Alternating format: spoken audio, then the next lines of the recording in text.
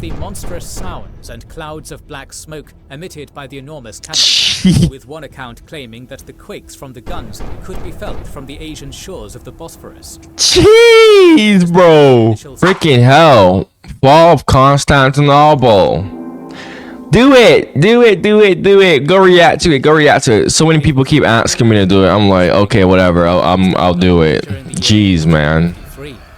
The thunderous and violent sounds of roaring cannons and clashing swords filled the sky of the Roman capital as the Ottomans began their relentless assault on the ancient city. On top of the grand Theodosian walls overlooking the battle below was the horrified Constantine XI of the much reduced Eastern Roman Empire. The emperor knew that a Turkish victory today would bring about the end of his over 2,000-year-old state.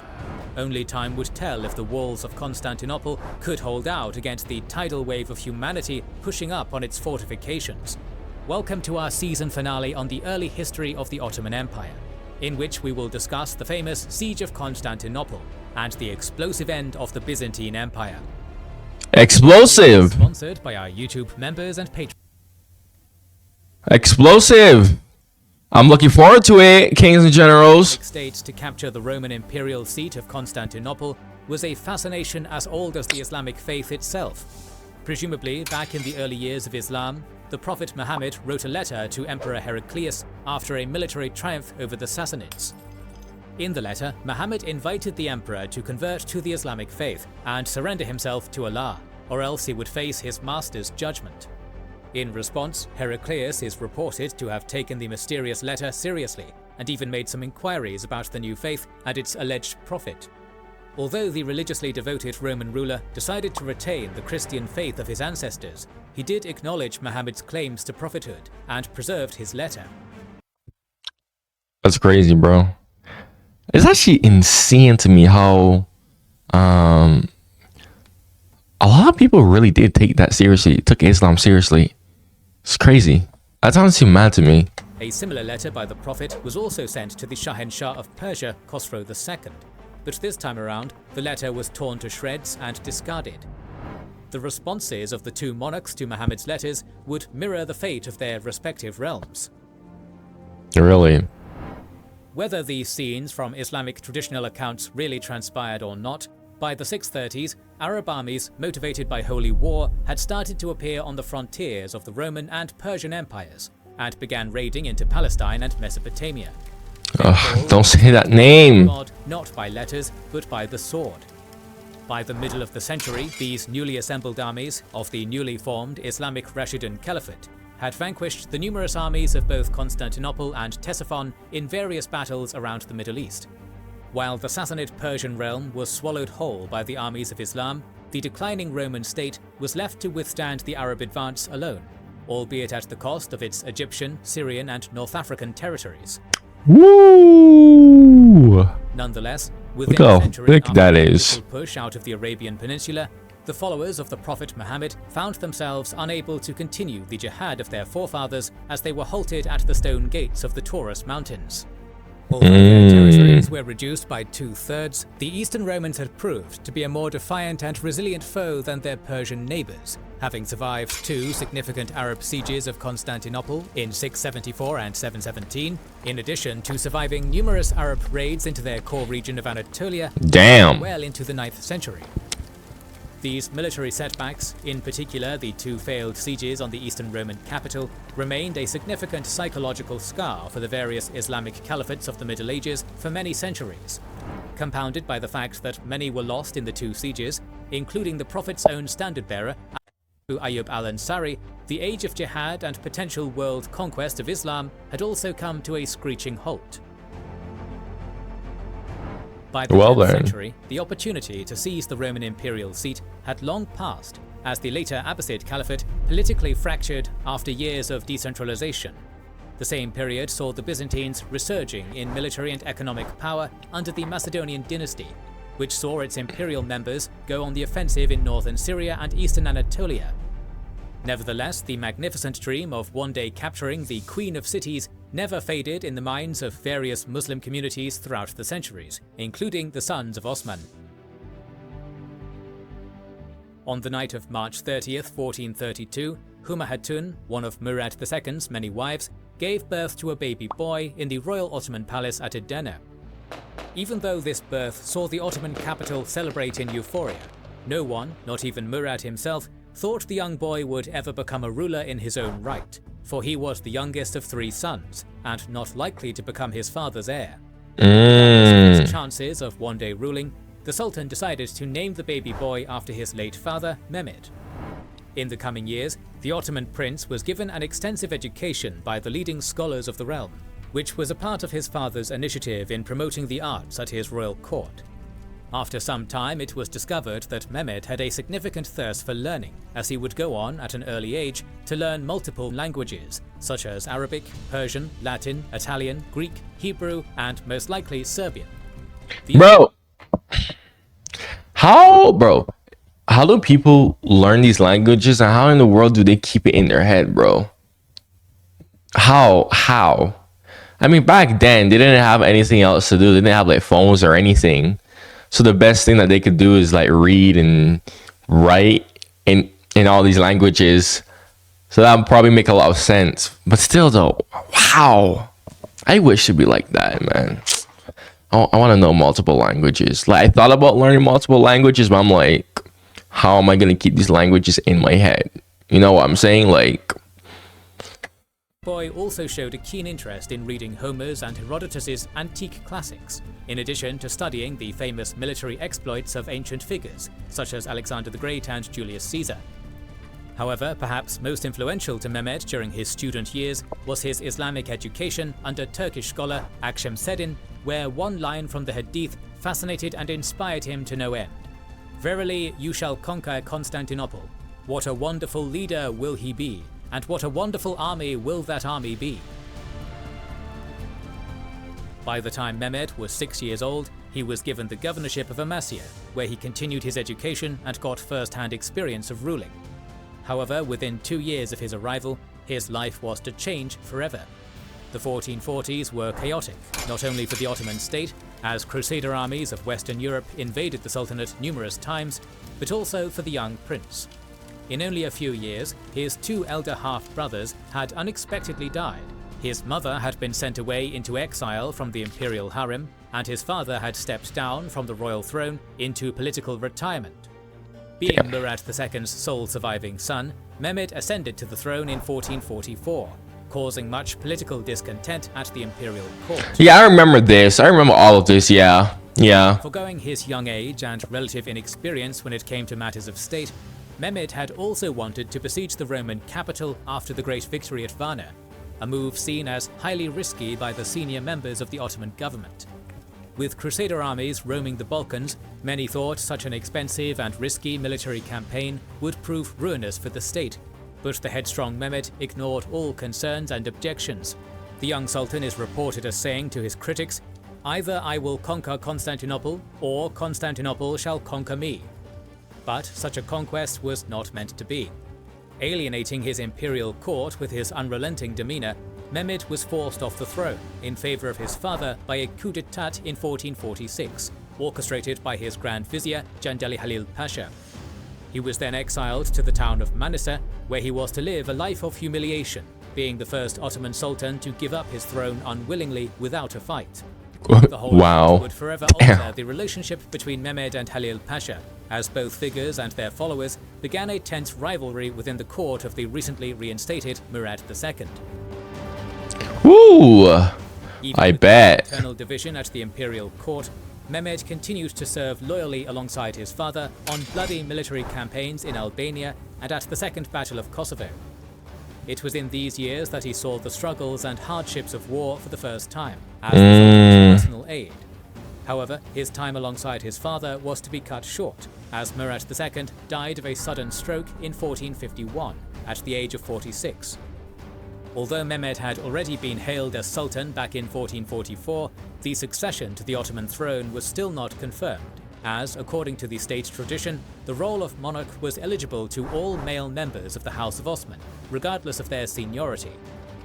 The former Sultan had recently sired another son, the 9-month infant Shahzada Ahmed, and unlike Mehmed, he was present at the capital. Come on, he's 9 months old. For goodness, he's 9 months old, bruh. What? His potentially dangerous half-brother, Mehmed's already proven dangerous second cousin, Orhan Çelebi, still eyed the Ottoman throne from Constantinople as a Byzantine hostage. The exiled Ottoman prince had previously tried to seize the throne by inciting a civil war during the crisis year of 1444, but was defeated on his march to Edirne. The race to hold the highest office of the land had just begun. Like with the death of Sultan Mehmed I, I'm assuming that he's gonna have to unalive all of them, like what we witnessed when the Ottomans was trying to during the Ottoman Civil War. Yeah, when all of those people had to die. I'm pretty sure he's gonna have to unalive all of them. Was also kept a secret by the imperial palace until the issue of succession was determined.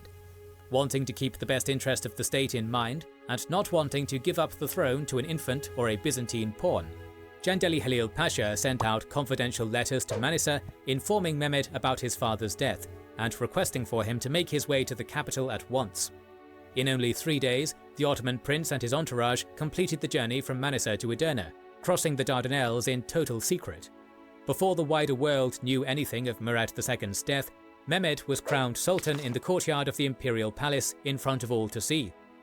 6 years after losing his throne to a coup d'etat, the eldest son of the former Sultan was now back in power.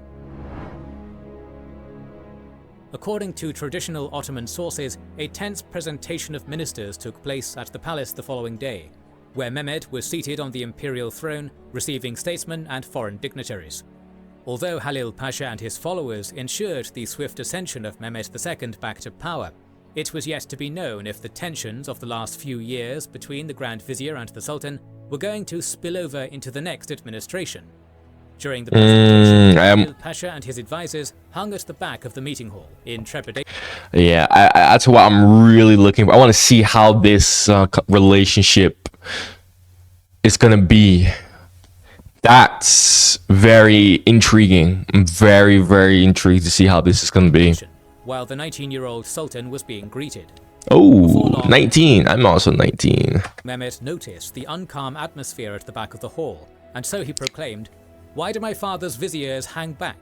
Call them forward and tell Halil to take his usual place." The young Sultan then proceeded to insist that Halil Pasha continue his role as Grand Vizier, shocking many in the hall. This act by the Sultan was seen as a political move to unify his inner court in the capital, as it seemed like he had far grander ambitions to attend to. However, smart man. to attend to such ambitions, the young Sultan had to first attend to his household. One of Mehmed's first actions upon reascending the throne was to legalize the already common practice of fratricide within the House of Osman. Ever since the reign of Sultan Murad I back in the 1360s, the members of the royal family had often resorted to fratricide in order to secure the throne, most famously seen at its zenith during the bloody years of the interregnum. Yeah. According to the Ottoman... That's literally what I was saying. Like, I'm pretty sure he's going to have to do that. I didn't know that it was called fratricide, but yeah. State, all royal princes had an equal claim to the throne, and it was only up to divine will and the prince's competency in political and military affairs that would help win them the race to ultimate power. After a prince had secured the throne, it was expected that he would eliminate all threats to his power as a means to ensure the stability of the state from future civil wars, and this included his siblings, or even in more desperate times, his sons. Although it was not a widely... Woo! So they gotta unalive their own son. Woo! That is wild. Public, the practice of fratricide ensured the stability of the state and the continuity of the imperial family almost an entire century before Mehmed's second reign. After officially codifying the practice of fratricide into law, the young Sultan then ordered the execution of his infant half-brother Shahzada Ahmed. It was from this legal ruling by Mehmed that Ottoman... He unalived a 9-year-old. Oh my gosh! How can someone have the will to unalive a 9-month-old baby. Whoa, my gosh. I mean, I knew that he was gonna do it. I knew he was gonna do it. But oh, that's still. I don't know, bro. That's just, man. That's just, bro. Come on, man. Princes for the next 150 years would have to endure a life of total competition with their siblings, or face an eventual early death. After securing his seat in power and unifying his imperial court, Mehmed now began preparations to fulfill his childhood ambitions of seizing the Queen of Cities, the Roman imperial capital of Constantinople. By the turn of the 15th century, Constantinople had served as the imperial seat of the Eastern Roman Empire for over a millennium. The city was founded by Emperor Constantine the Great in 324, on top of the former ancient Greek colony of Byzantium. His goal was to create a new lavish capital city for his new Christian empire centered in the east, perhaps in an attempt to closely monitor the volatile Persian and Danubian fronts of his already overexpanded realm. The new capital also possessed quite advantageous natural defenses against invading armies, as it was situated on a peninsula that could be supplied by a protected deep water harbour in the form of a northern inlet dubbed the Golden Horn. On top of natural defences, during the 5th century, the virtually impregnable three-layered Theodosian walls were constructed, giving the city a further layer of acclaimed invincibility. It was to be these grand walls that repelled and deterred numerous adversaries over the years, such as the Goths, Huns, Avars, Arabs, Slavs, Bulgars, Kievan Rus, and even fellow Roman usurpers. Woo! That's a lot!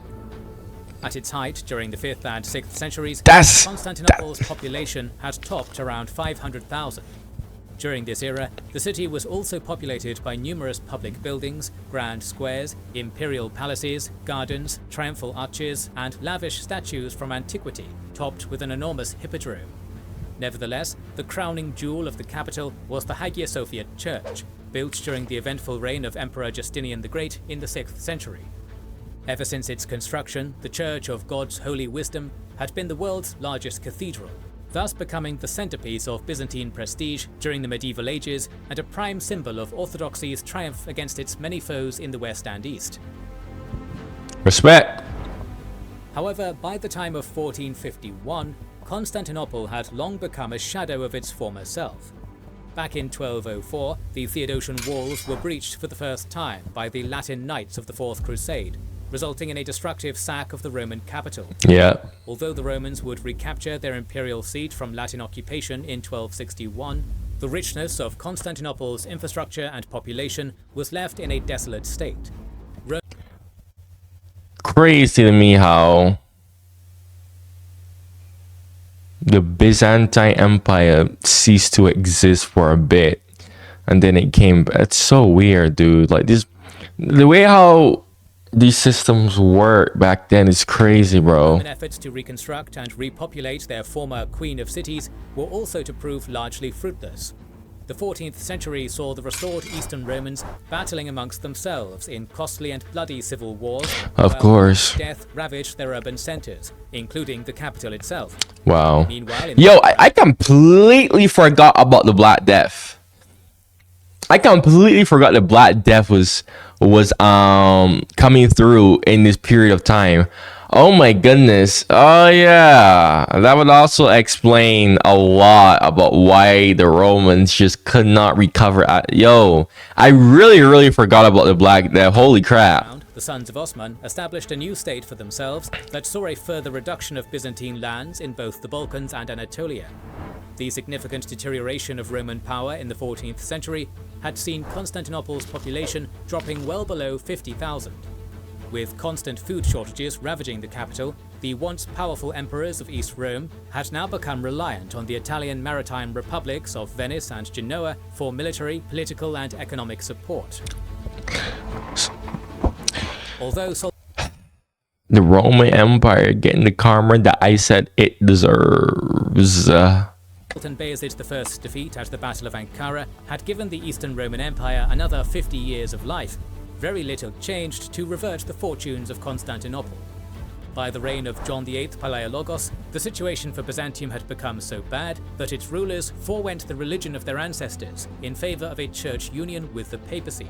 It was believed that by mending the Great Schism of 1054, economic and military assistance from Western Catholic Europe would arrive to the aid of Constantinople and prevent the state from falling to the Ottoman Turks.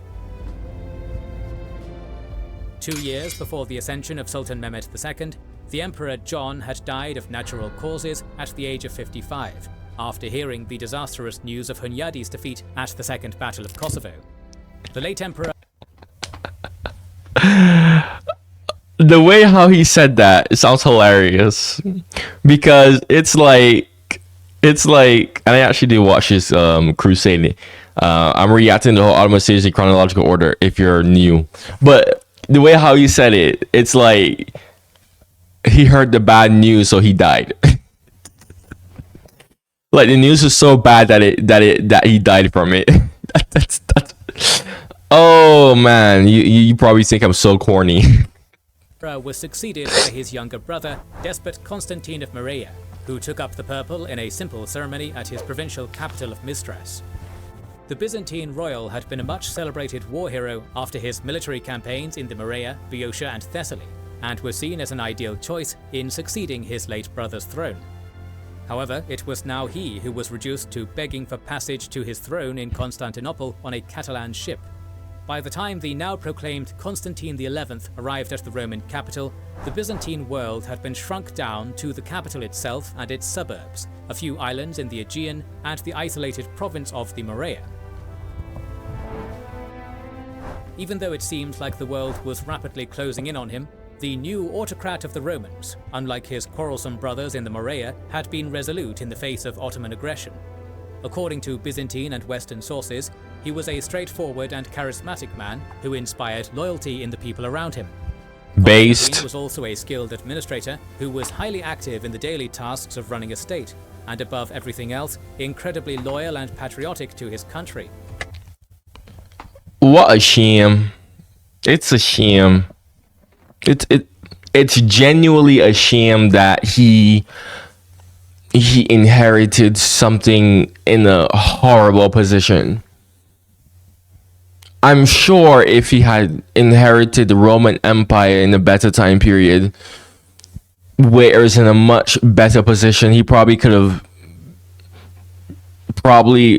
made it go into a new golden age. But unfortunately, for him, he inherited something that is, I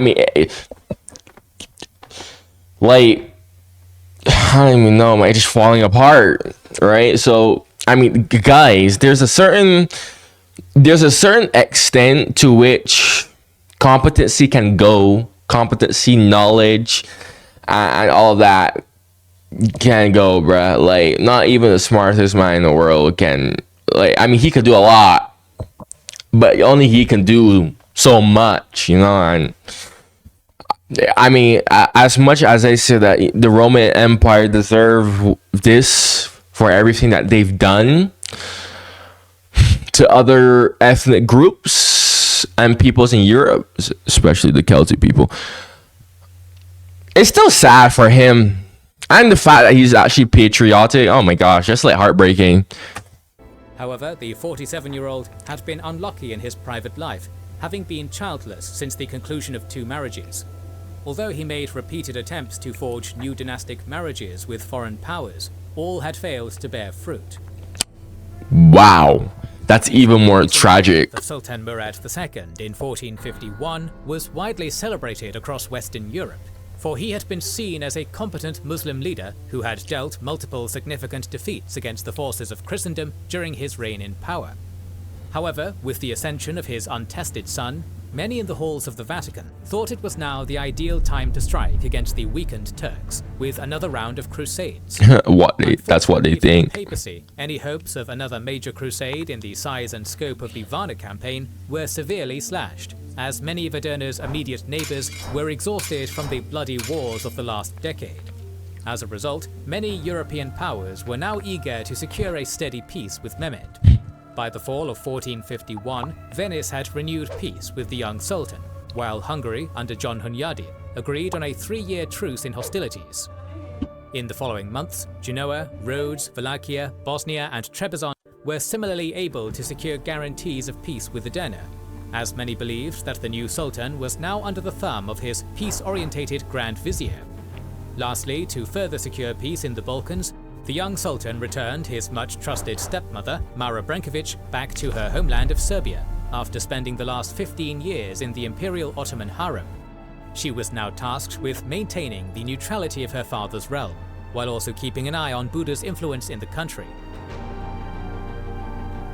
As a lulling peace settled on the broader region, Ibrahim II Bey of the Karamanid Beylik misread Mehmed's intentions for weakness and started conducting raids into Ottoman territories in western Anatolia during the fall of 1451. Oh no. Being faced with his first real test since coming back to power, the young Sultan personally led his armies against the forces of Konya in a short but victorious campaign. Show him, man. Show him, Mehmed. Specialization in gunpowder weapons proved superior to the classic Turkoman usage of unorganized Ghazi warriors and light cavalry. However, the destruction of the Karamanid Beylik was for now to be delayed, as fears of a potential Mamluk military intervention to save their allies in Konya loomed over. As a result, dude, this Beylik has been around for too long. Bro, you know how weak they've been? They've been around for so long, all because they either have some major power just nearby protecting them. They should be gone by now. Freaking out, man. Oh my gosh, man. Oh yeah, if you hear my voice cracking, I'm like still growing. So my voice is cracking. My voice cracks a lot. I'm still growing. I thought I was done growing, but I had a freaking growth spurt recently. So yeah, apparently I'm not done growing. So yeah. only the border towns of Akşehir even though I'm 19 were transferred back to Ottoman authorities during the following peace negotiations. Mehmed's first military campaign had resulted in an overwhelming victory. In addition to conquering his first lands, the young Sultan also took advantage of the sudden war by putting loyal men in positions of power within the ranks of the elite Janissary military corps. A determined Mehmed still remembered the Janissary rebellion that led to his deposition back in 1446, and he also knew that he needed the elite corps on his side for the eventual confrontation against the Byzantines. So, as a result, over 7,000 recruits were added to the ranks of the Kepikulu, along with dozens of loyal military officers and governors being stationed in high places of power. As the swift Karamanid campaign came to a close, tensions between Edirne and Constantinople had begun to sour. According to traditional Ottoman sources, Constantine XI had sent a series of belligerent letters to the young Sultan, demanding double the annual tribute for Orhan Çelebi, and without such payment, he would be forced to release him from captivity in Constantinople. The Roman emperor's implication was understood clearly by the Ottoman court. If Mehmed failed to pay the tribute, a fellow claimant to the throne would be at large to instigate a new civil war. While the imperial court exploded into mad fury, the young Sultan received the hostile letters with a poker face, as he gained a pretext for war against Constantinople. Yeah. I was thinking that. I wanted to comment and say, wait a minute, isn't this kind of a dumb idea? Like, look at the Roman Empire right now. Like, this is kind of a dumb idea. Oh my gosh. What were they thinking? According to him, the red apple that was the Roman capital was now ripe for the taking. By the spring of 1452, the construction of a new waterfront fortress across from the old fortress of Anadolu Hisarı began in earnest. The young Sultan not only wished to blockade the narrowest point on the Bosporus of maritime traffic from the Black Sea, but also to secure a significant crossing hub for his armies in the Balkans and Anatolia, safe from the prying ships of the Italian merchant republics. In only 4.5 months, the construction of the Rumeli Hisarı, or Rumelian Castle, was completed, thus further cutting off the Roman capital from the rest of the world. Overnight, vital grain supplies from the Black Sea were cut off from the Roman capital, causing a major panic within the city. To make matters even worse, later that same fall, the fortress first saw action when 3 Venetian ships refused to stop for inspection by local Turkish authorities, resulting in the bombardment and sinking of the fleet's flagship and the demise of its entire crew. Woo! Bloody hell. Of the Rumeli Hisarı sent the imperial court in Constantinople into a fury, as the fortress was built on Byzantine territory without the consultation of the emperor. Petitions regarding the legality of the fortress were sent to Edirne, but only the bloodied heads of Roman diplomats were received by the imperial court in return. Ooh. Nah. Oh. Nah. No. A major war seeming to be looming around the corner, Constantine began his correspondence with the Western powers of Europe for military assistance at once. The emperor had been a staunch supporter of the Union of the Churches, implemented back during the Council of Ferrara-Florence, as it was a means to secure Byzantium's military and economic survival with Western assistance. However, with the 3 failed crusades of the 1440s and a loss in general appetite to make war with Edirne, the Eastern Romans were now left with limited options in order to stave off the eventual siege of their capital. That's the thing, like, it's... I figure that's eventually gonna happen. Like, everyone's just gonna get tired of it because no one's winning. Even though they should have won, especially at Varna, they should have won. My goodness, that battle still fumes me, bro. Venice received Byzantium's pleas with deaf ears, as they had recently signed a renewed peace with Edirne the previous year, and did not want to provoke a new, costly war that could harm its possessions in the Aegean. In spite of this, the Merchant Republic did allow Constantine to recruit troops from its colony island of Crete as a compromise. Also, like their arch-rivals, Genoa also turned a blind eye to Constantine's pleas, but did allow for local governors in their colonies of Chios and Galata to take independent actions with the Ottomans and Byzantines for their survival. Messages were also sent to Hungary and Aragon, offering both countries the remaining Roman territories of Lemnos, Mesembria, and Salimbria, in exchange for military help against Mehmed, but neither kingdom offered Constantinople a response.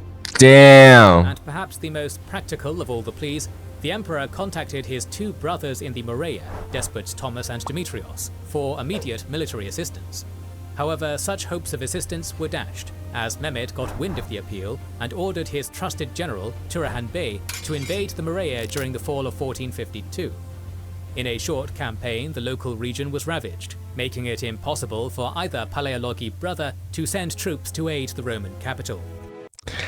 I was also thinking that as well. Like, I'm sure Mehmed wouldn't just let the Morea, a region like that size, will just stay there.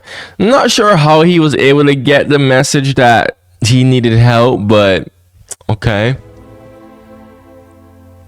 With Turkish navies now blockading the Dardanelles and Bosphorus Straits, and no substantial help coming from the west, East Rome entered the winter of 1452 to 1453 in a state of doom and gloom. The ongoing blockades severely depleted the capital's grain reserves, while snowstorms and torrential downpours of the winter season demoralized the citizens of the city. The already unpopular pro-unionist Constantine was now openly jeered at in public by his own citizens for the misfortunes of the Roman state. However, being true to his resolute character, the emperor went into action by preparing for the upcoming Ottoman siege, even if all odds were against him. Throughout the winter, the neglected sections of the land and sea walls of the city were repaired and fortified. The main ditch in front of the sea walls was cleared out, and new weapons were forged and distributed to the city's garrison. In an indicator showcasing the desperation of the Eastern Romans, such a large-scale operation was funded by the scavenging of precious metals from the rooftops of abandoned buildings, gathering of stones from old gravestones, and donations from the church. Wow, dude, man, I feel so bad, dude. Oh my gosh. And you know what's funny is I always see like Islamic people, right? Like I always see Islamic people. They always like boast and they're always so proud about Constantinople falling, but the desperate state that it's in, it's like, how can you boast about that, bro? Like sure, it's queen of all cities, but is it really the queen of all cities right now, man? Like, is this something to actually be proud about? It's like bragging about beating up an injured person. It's like, bro, like you can't be proud of that, man. As Constantinople prepared for war, good news in the form of unexpected Western assistance had finally arrived. Hearing of the true desperation faced by the Romans, 2 Genoese galleons had broken through the Ottoman blockade and arrived at the capital in January.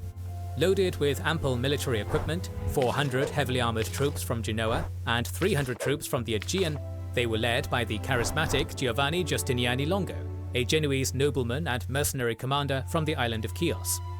Being a self-proclaimed expert in siege warfare, Constantine appointed Giustiniani as the leader of the city's land defences, and with the imperial rank of Protostrator.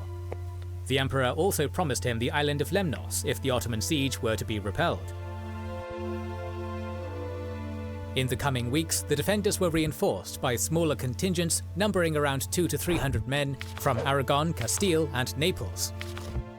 However, all of these military developments were to be overshadowed by the surprise departure of 700 anxious Venetian and Cretan soldiers and sailors who had previously sworn to help defend the city, but now thought their odds for survival were slim in the siege to come.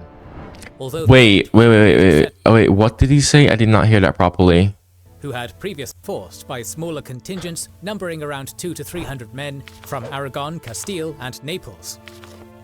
However, all of these military developments were to be overshadowed by the surprise departure of 700 anxious Venetian and Cretan soldiers and sailors who had previously sworn to help defend the city, but now thought their odds for survival were slim in the siege to come. Although the event was a major setback in morale for the defenders, Giustiniani's efforts to prepare the defences of Constantinople continued on with haste. Jeez, bro. During the background, I have a bunch of Islamic people who watch my videos. This is what y'all are boasting about? This is really what y'all are boasting about, bro? This is what y'all are so proud of? I'm sorry. And I mean, if this offends you, but this is my opinion. This is nothing to be proud of, but I'm going to be so honest right now. This is absolutely nothing to be proud about, bro. Just know, man. Ground of all these Roman preparations, Mehmed had also spent the winter preparing for the upcoming siege. Yeah, what has Mehmed done? Mobilization of his household troops and provincial armies all across his realm for the following spring, in addition to repairing all roads and bridges surrounding his capital. The latter preparation was to be vital in the transportation of the new bombard, constructed by a Hungarian cannon founder and engineer named Orban. The renegade mercenary had first offered his services to Constantine back at the start of 1452, but after seeing that the Roman emperor lacked the funds needed for the creation of his cannons, he then offered his services to an already eager Edirne. Yo! This man is in it for the money! Nah! Oh man, it's kind of ironic that in this episode, also because I'm like kind of tired as hell, I'm like talking more in my American accent. Although if you've been watching my videos long enough, you've probably gotten used to me like switching my accent in and out. It just happens a lot. Said himself that his largest cannon, dubbed Basilica, could blast the walls of Babylon itself. Damn, okay, that's some bragging right there. The Turkish engineers worked tirelessly on casting dozens of cannons during the winter season. The first salvo in the war to come was fired when Ottoman troops under Karaca Bey crossed into Byzantine Thrace in February of 1453. In only a matter of weeks, the last remaining Roman settlements in the region were seized and their fortifications dismantled. With the road to Constantinople, Mehmed paraded out of Edirne in great pomp in late March at the head of a great host. According to the Sultan, it was now time to fulfill not only his dream of conquering New Rome, but also the dream of every Islamic state since the original siege of the city back in the 8th century. A day after Orthodox Easter was celebrated within Constantinople, the first Ottoman troops began making camp only 5 miles from the walls of the city itself. The siege of Constantinople had just begun. 5 miles? That's like a hour walk to the city. Mehmed was now in command of the largest army assembled in his nation's history, consisting of 60 to 100,000 troops. He divided his land forces into 4 major sections. The Sultan and the Capiculu soldiers were encamped on the advantageous terrain in front of the gates of St. Romanus and Cherisias, enabling Turkish cannons to fire down at the Theodosian walls from a high elevation. Ishak Pasha's army of Anatolia stood to Mehmed's right, stretching down to the Sea of Marmara, while Kareja Pasha's army of Rumelia stood to his left, stretching up to the Golden Horn. In front of the Ottoman host was a line of newly constructed trenches, earth ramparts and siege works, positioned 250 yards away from the city's walls. The last portion of the land army was led by Mehmed's second vizier, Zanos Pasha, stationed on the heights behind the neutral Genoese colony of Galata north of the Golden Horn. Lastly, blockading Constantinople. Genoese? Wait, Genoa has a colony there? Genoa has a colony next to Constantinople? Wait. So they're witnessing this? Nah. No way, bro. Okay. Now that is unexpected. Wait. I need someone to explain, when did Genoa build this colony? And other light ships under the command of Admiral Bautaulu Suleiman. As the numerous Ottoman army took up their positions for the upcoming siege, the outnumbered defenders of Constantinople looked on in horror. They were now faced with the difficult task of defending over 20 kilometers of defenses with only 7,000 to 8,000 men. Luckily for the defenses in question were the mighty 3-layered Theodosian walls that had... That's still... Like, yes, the walls are great, but if you don't have a sufficient force to man it, it doesn't mean anything. Like, bro, that's the whole point of static defenses. Static defenses, it's not there to hold out forever. It's there to buy time for you to get the necessary reinforcements to stop the attack. This is why I'm like, there's nothing to brag about this siege, bro. Like, I see so much Islamic people, they brag about this all the time. They're so proud of it. This is nothing to be proud of. 8,000 men? Oh my gosh. 8,000 men versus 100,000. What the heck? Sieges of the capital. Mustering 2,000 of his best native troops, Constantine took up positions at the Mesotachion or Middle Wall, while Justiniani and his foreign troops were stationed on the Cherisias Gate to his north. The rest of the 5.5-kilometer land walls and its fortified towers were manned by various contingents of Byzantine, Venetian and Genoese troops, numbering an additional 1,000 to 2,000 troops. Meanwhile, the southern sea walls on the Marmara coast were more lightly defended than the land walls, garrisoned by just over 1,000 troops comprised of Byzantine, Turkish, Catalan and Papal soldiers. Similarly, the northern sea walls by the Golden Horn were guarded by Venetian and Genoese sailors, totaling only a few hundred men, and an allied fleet of 26 ships. Protecting the allied fleet and the northern harbours of the city was a massive chain spanning across the Golden Horn into the Genoese colony of Galata. Moreover, around 1,000 Roman troops were held in reserve, led by the emperors Megasdux and chief minister Lucas Notaras, who was stationed in the Petra quarter of the capital. Finally, Nikephoros Palaiologos was stationed in the ancient ruins of the Church of the Holy Apostles. Following the Islamic tradition of offering terms of surrender to the besieged party in exchange for their protection, Mehmed sent a final message to the emperor under a flag of truce. However, remaining true to his character, the resolute and firm Constantine rejected the Sultan's terms as he was determined to defend his capital to the last soldier. As the war of letters and petitions neared its end, the war of gunpowder and blood began with a grand Ottoman bombardment on the Theodosian walls at dusk on April 6th. The next 5 days saw Turkish artillery crews testing their newly constructed cannons for the first time. while Serbian sappers underground started digging tunnels towards the city's defenses. Crazy, bro. Serbia is an independent state, and we have Serbians helping the Ottomans. Crazy how loyal the Serbs were, bro. Holy. Turkish engineers commenced their efforts to fill in the moat in front of the Mesoteikion. Yet frequent sorties by Lord Justiniani's Genoese troops impeded any significant progress. Meanwhile, at sea, Baltaulu's fleet launched naval operations by surrounding Constantinople and capturing the Prince's Islands south of the capital.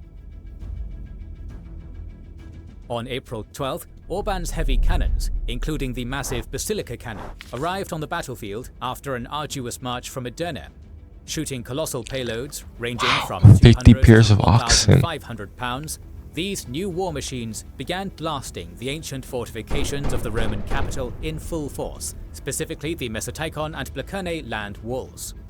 Eyewitnesses spoke of the monstrous sounds and clouds of black smoke emitted by the enormous cannon, with one account claiming that the quakes from the guns could be felt from the Asian shores of the Bosphorus. Jeez, bro. Initial psychological impact on the defenders operating such cannons proved to be difficult, as the issue of overheating and cracking within the guns became an apparent problem to Turkish artillery crews.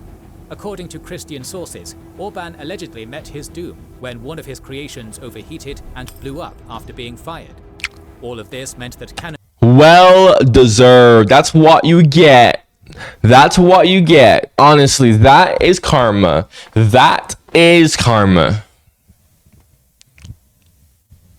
That is karma. That's what happens when you care too much about money. Karma. Love it.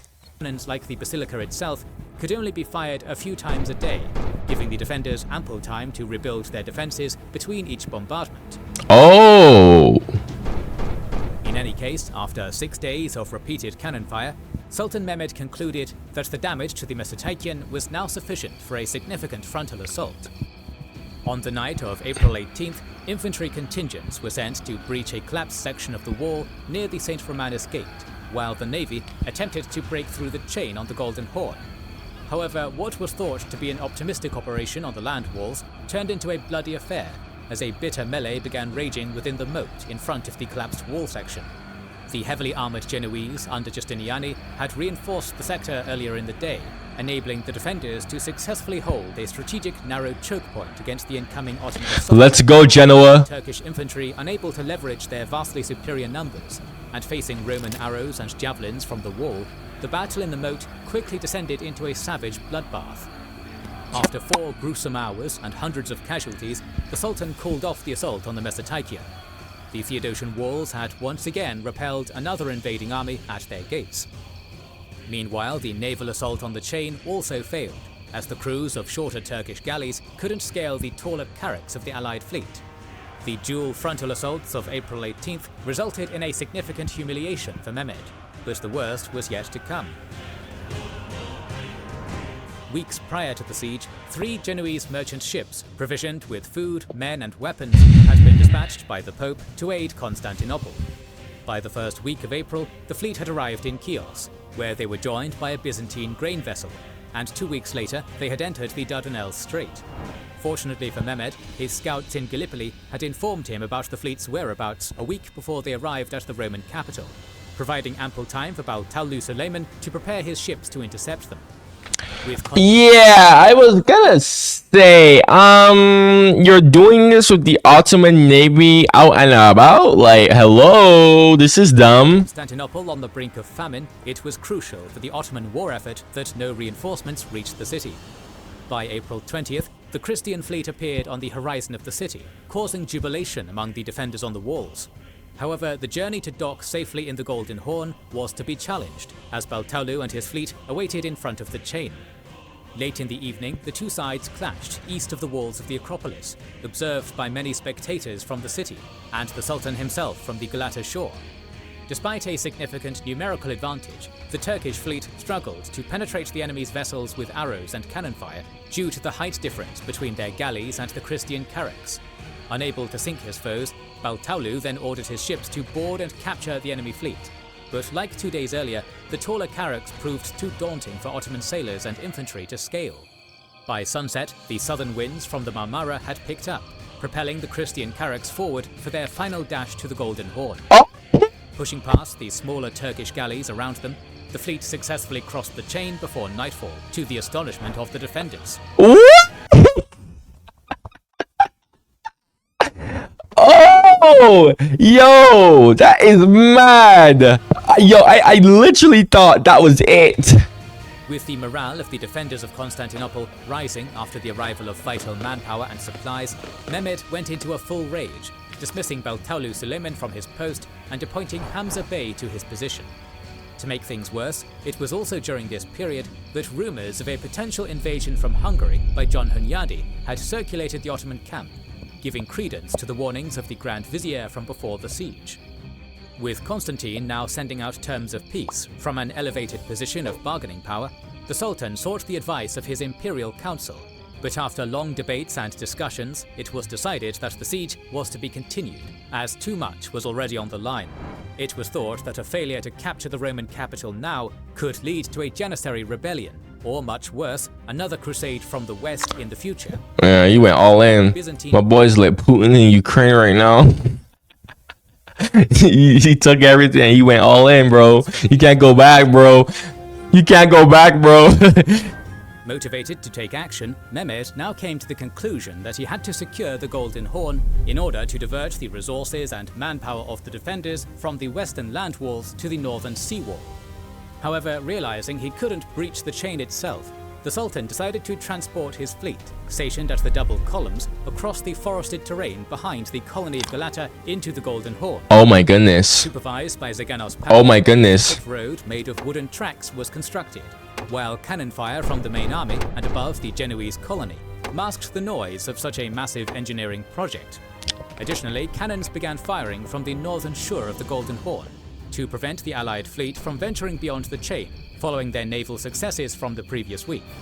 Throughout the late night of April 21st, thousands of wooden greaser rollers, soldiers, and hundreds of oxen dragged dozens of ships over 4 kilometers under cover of darkness. What? Morning, the defenders on the northern sea walls awoke to shock and horror, witnessing Turkish ships freely sailing in the Golden Horn under the protection of cannon fire from the opposing shoreline.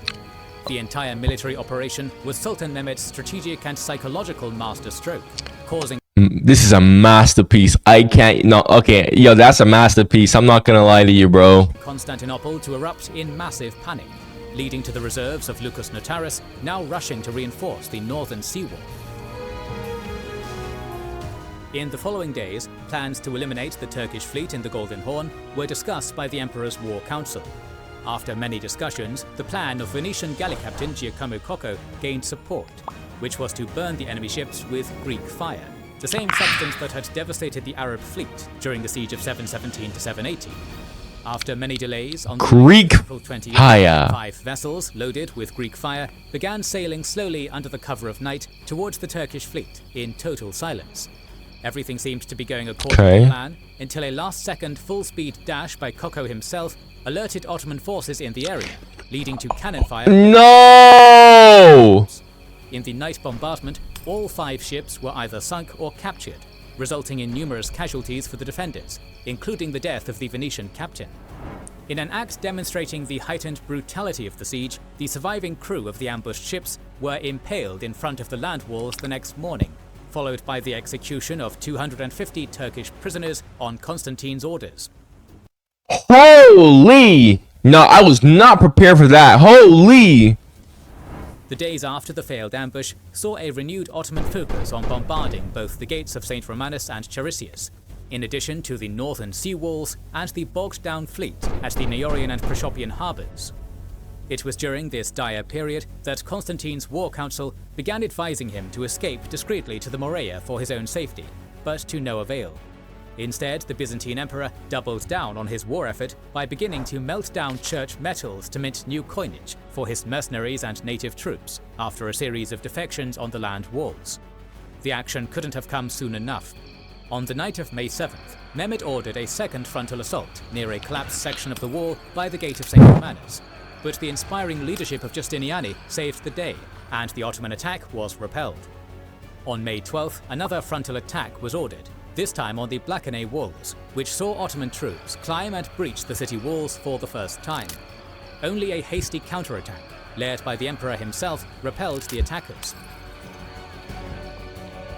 With his assaults on the land walls failing, Mehmed now turned to his Serbian sappers to undermine the defenses of Constantinople.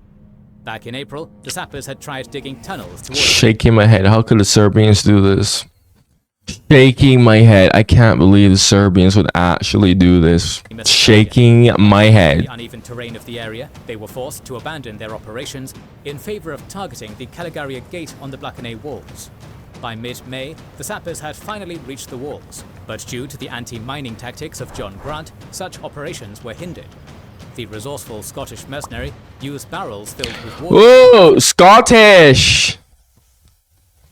My fellow countrymen. My fellow countrymen. I love being mixed.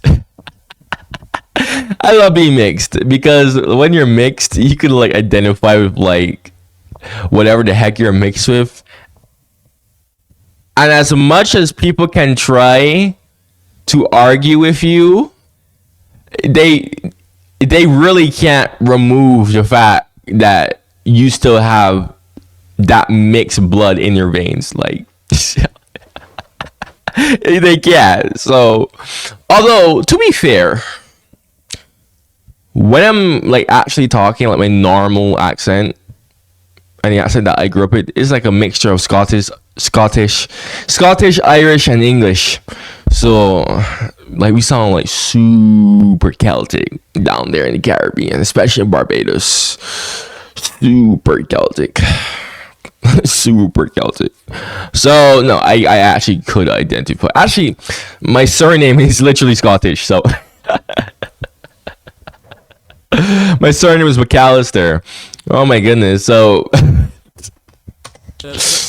helping him identify the movements of the sappers below, upon which either stink gas or Greek fire was funneled into an opening in the ground. By the third week of May, both sides had been exhausted after more than 50 days since the start of the siege. On the defenders' side, only half of the original strength of the city's garrison remained, while there was still no sign of the promised reinforcements from the west. In reality, a fleet from Venice had been on its way to reinforce the capital, but constant delays had forced it to only reach the Aegean by the end of May. To make matters worse, the citizens of Constantinople woke up on May 28th to thick fog and illuminating flaming lights coming off the dome of the Great Hagia Sophia Church, which was interpreted as the Virgin Mary abandoning the city and its defenders. wow. Oh no. Meanwhile, the mood on the attacker's side was even worse. The multiple failed frontal assaults of the last few weeks had severely demoralized the Ottoman army, with some beginning to believe the Roman capital was unconquerable. Supplying the Grand Turkish host with daily amounts of food and water for over 50 days had also begun to strain Ottoman logistics and funds, even though the entire Sultanate's resources were concentrated on the siege. With tensions already heightened, another offer of surrender was rejected by the emperor on May 26th, leading Mehmed to call for a war council. During the meeting, the Grand Vizier once again pushed for lifting the siege, as fears of a Hungarian invasion rose when an emissary from Buda arrived at the Sultan's tent the previous week and openly threatened war if the siege was not lifted. However, following a series of motivating speeches by Zaganos Pasha and Sheikh Akshamsadin, the Sultan decided to launch one final grand assault on the Roman capital. Either he would conquer Constantinople, or he would see his army crumble in front of its walls. On May 27th, the Theodosian walls were again bombarded in full force, while final inspections were carried out by Mehmed himself, culminating in him giving a final motivating speech to his troops. Likewise, the defenders also prepared for the upcoming assault by repairing their defenses on the land walls, holding a mass in the Hagia Sophia, and parading religious icons throughout the streets of the capital. The Romans and their allies had overcome more than 50 grueling days of besiegement, and over... Yes, they have the most fortified city in the world, but with 8,000 men versus almost 100, probably 100,000, dude. and they have like insane cannons to go with it, bruh. Let's give credit where credit is due to the defenders, shall we? 5,000 cannon shots to their defenses, but now everything came down to the final battle. The Ottoman army had spent the entirety of May 28th devoted to atonement and prayer, before taking their positions for the nighttime assault. Sometime near midnight, the sounds of cannon fire were replaced by loud religious chants and music from the Turkish Meta band. Watching from the land walls in horror, Constantine and Justiniani witnessed a sea of bright flames spanning from the Marmara to the Golden Horn. By 1:30 a.m., the first wave, made up of light infantry in the form of azaps and bashi bazooks, was underway, concentrating on the Blakane wall. Now they do this? I thought they were gonna do this the whole time. Oh, I was literally just sitting here thinking to myself, why are they not doing a whole assault on the walls? They have so much troops. The defenders are so outnumbered. They're spread thin. Just do a full frontal assault on the whole, along the whole line. Finally, golly. Military gate to the south. At the same time, the fleet under Hamza Bey began scaling operations all along the southern sea walls. Yeah, now you do this? Difficulties caused by the wild currents of the Marmara. Concurrently, the fleet in the Golden Horn, along with pontoon bridges built by the army of Galata, also began scaling operations on the... Now they do this. Now they do this, bruh. Bruh. Come on, what was taking them so long? Like, I didn't want to say nothing, but I'm like, okay, let me just wait and see what happens first. But, okay. Yeah, that's GG. That's it, man. That's GG. After 2 hours of bloody combat, the first wave on the land walls was called off in favor of the second wave, made up of the better trained provincial army of Anatolia. But by 5:30 a.m., this wave had also been repelled.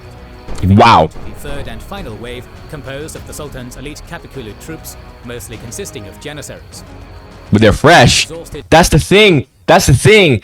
Is, again, the numbers, dude. It's like, yo, that's why I said give credit where credit is due to the defenders. They don't have reserves. They don't. The Ottomans have so much fresh reserves. It's like... Roman and Italian forces of Constantine and Justiniani prepared to make a frantic stand at the Mesopotamian, disastrous news elsewhere began trickling down to the emperor. After repelling Karaja Pasha's army of Rumelia from the Blakane walls, the Italian defenders of the Kirkaporta Gate had sallied out against the attackers, but forgot to lock the gate behind them after their incursion. No! Only a matter of time, a group of 50 Ottoman soldiers spotted the open gate. Before long, they overwhelmed the local defenders in the sector. Oh my...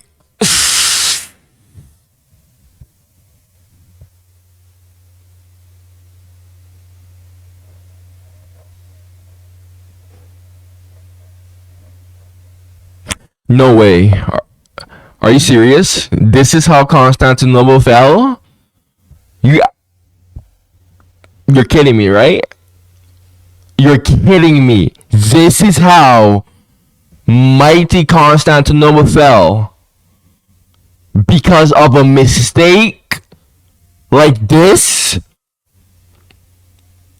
This is how...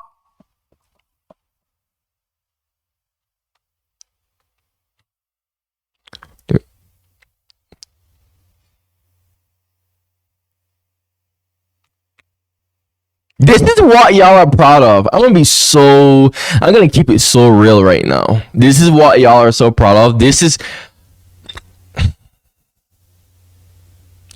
what the Muslims are so proud of.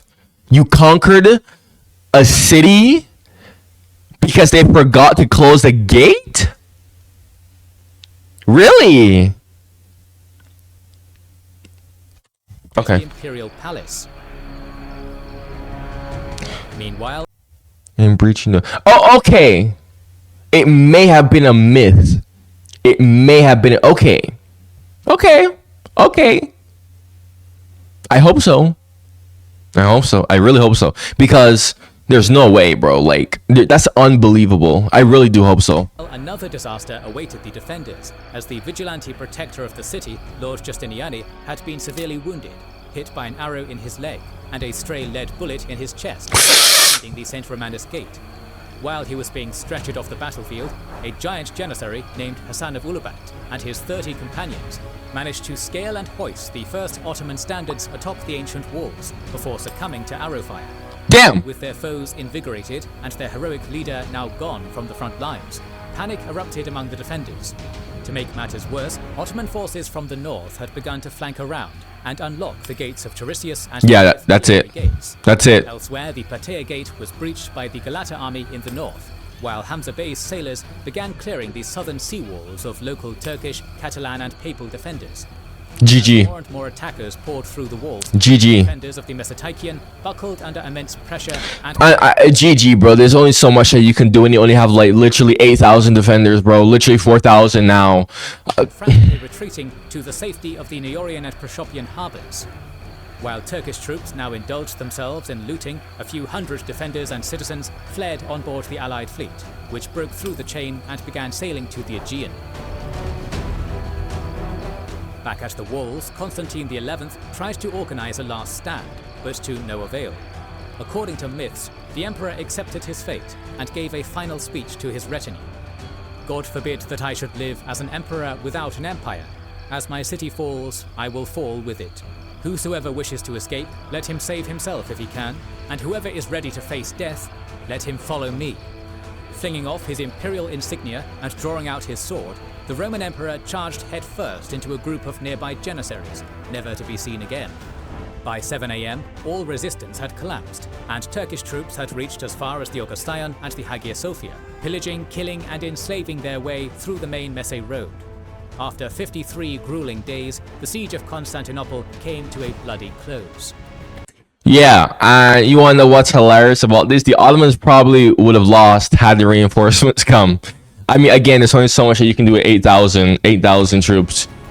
You want to know what's funny is I actually had a comment, and he pointed out how he was like, yeah, most of the Islamic conquests are kind of underwhelming when you think about it, because,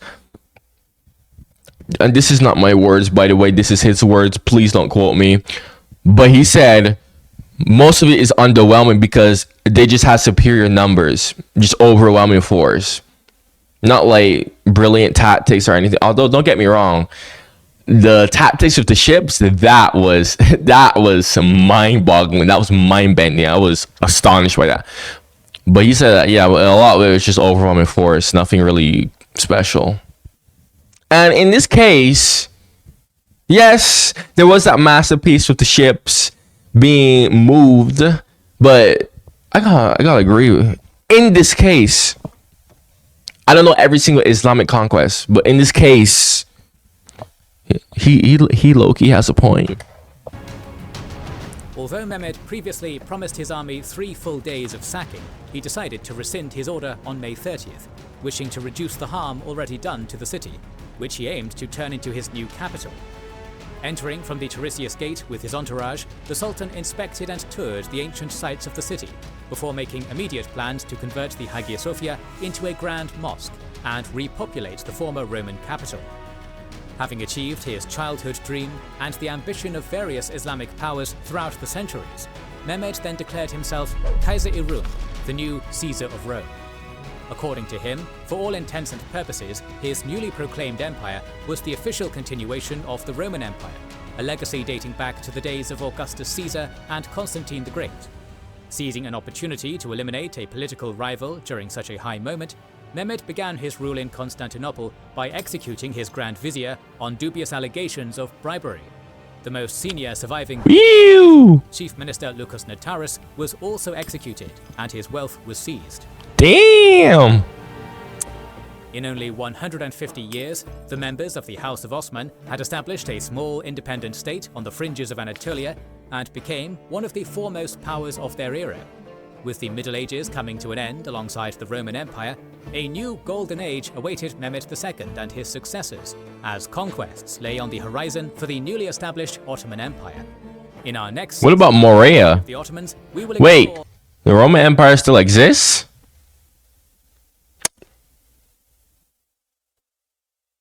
I see Crimea Peninsula. There's a Roman enclave there.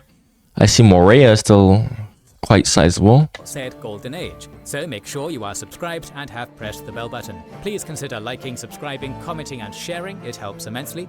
Recently we've started releasing weekly Patreon and... Wait, he's gonna make more? Okay, great. Awesome. Well,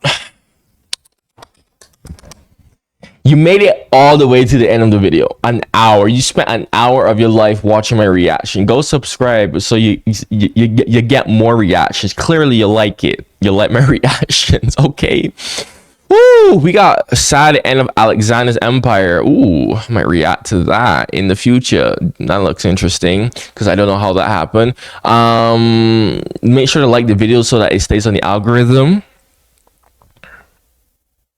What else do I check out my other videos on my channel too if you're new, because I am reacting to the Ottoman series in chronological order. Thank you for watching and goodbye.